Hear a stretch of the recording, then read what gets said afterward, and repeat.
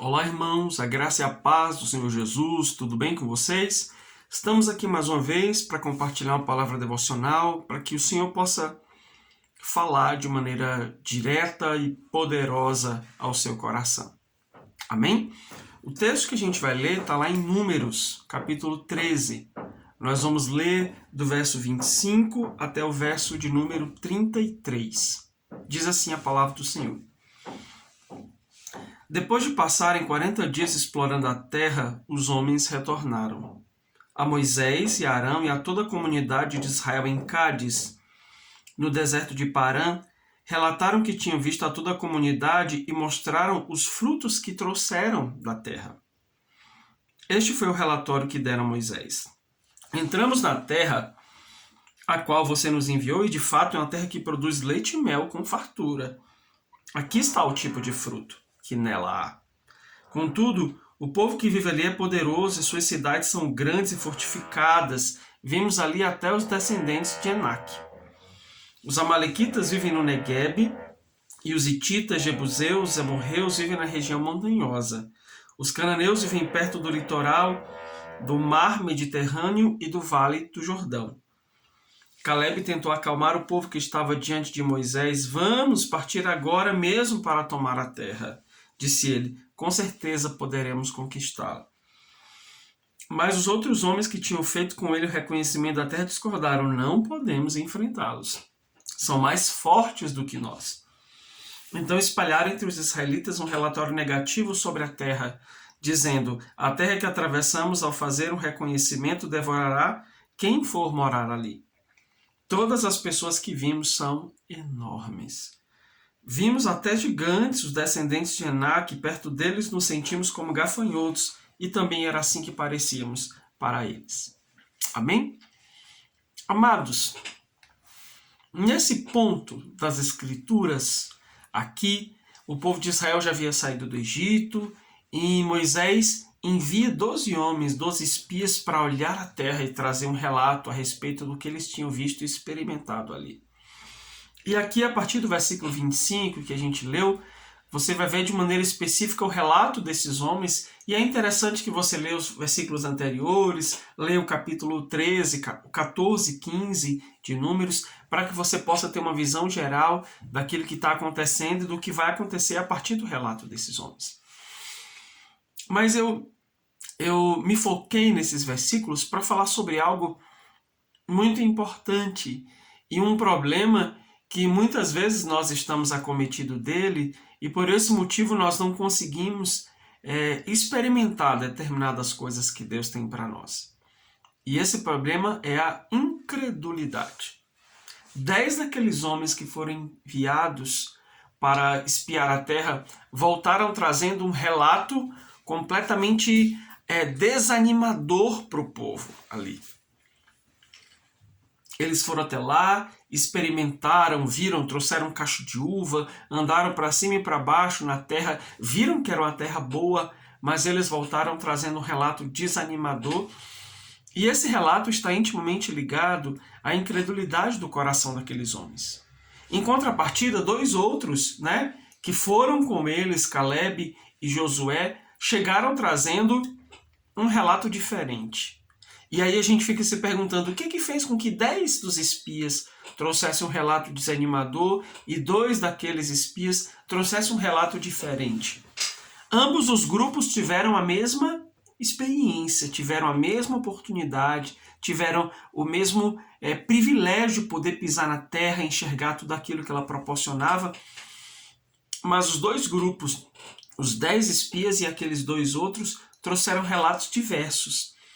E aqui nós enxergamos o diferencial que a fé tem sobre as nossas vidas.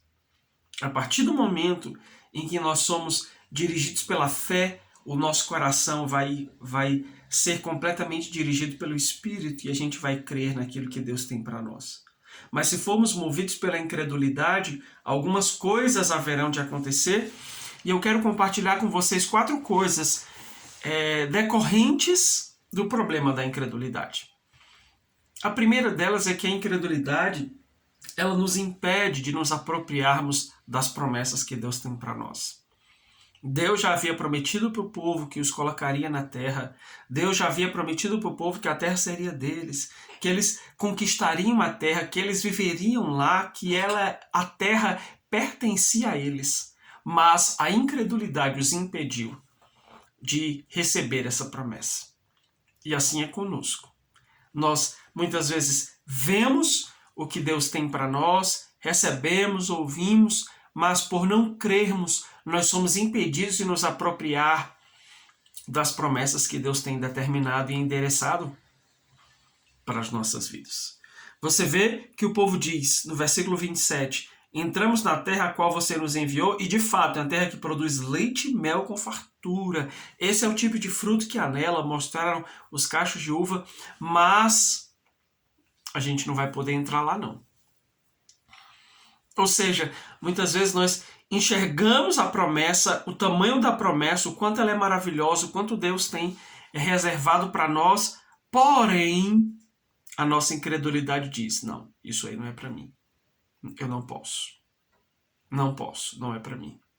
E esse é um grande problema. Então, a incredulidade nos priva de nos apropriarmos da promessa que Deus tem para nós. Em segundo lugar, a incredulidade, ela nos impede de enxergar a grandeza daquele que está conosco. E isso é interessante demais. Porque no versículo de número 28, os espias dizem, o povo que vive ali é poderoso, as suas cidades são grandes e fortificadas, vimos até os gigantes, descendentes de Anak. Mas naquele momento eles esqueceram quem era o Deus que estava com eles. O Deus que arrasou o Egito, o Deus que arrasou as cidades fortificadas do Egito, o poderio de Faraó, a maior nação, o maior império daquela época foi completamente devastado porque Deus, que estava com os israelitas, decidiu livrá-los de lá. O Deus todo-poderoso, o Deus grande, que estava com eles, que estava operando sinais, maravilhas ali durante todo o tempo de deserto, mas a incredulidade nos impede de ver a grandeza daquele que está conosco.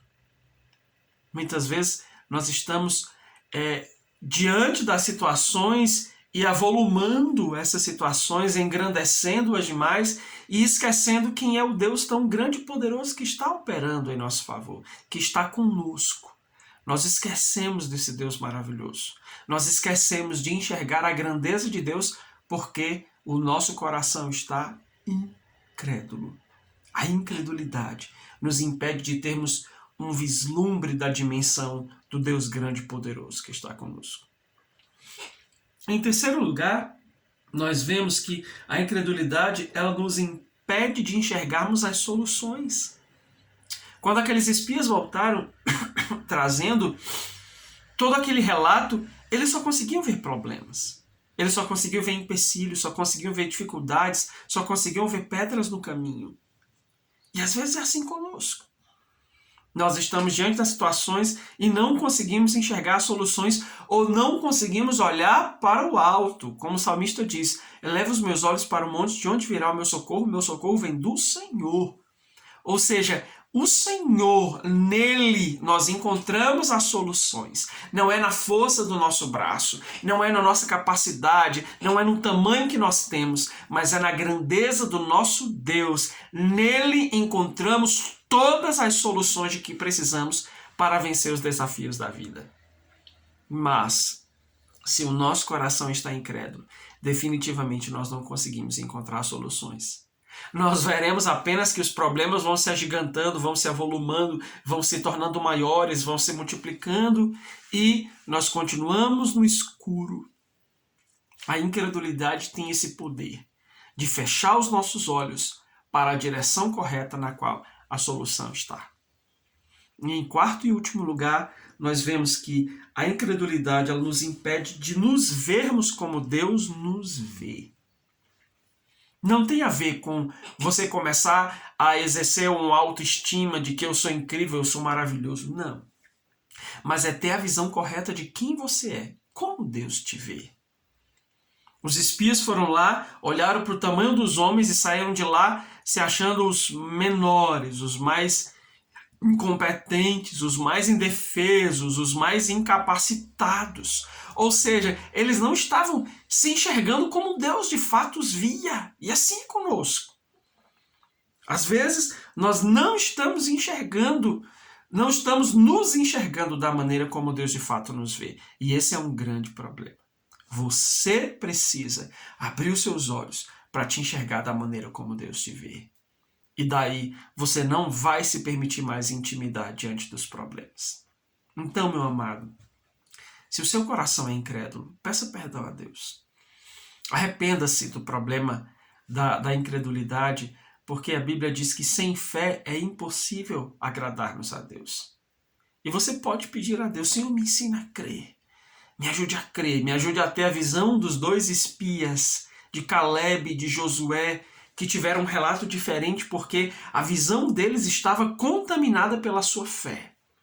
Então, que a nossa visão esteja contaminada e direcionada pela fé no nosso Deus Todo-Poderoso.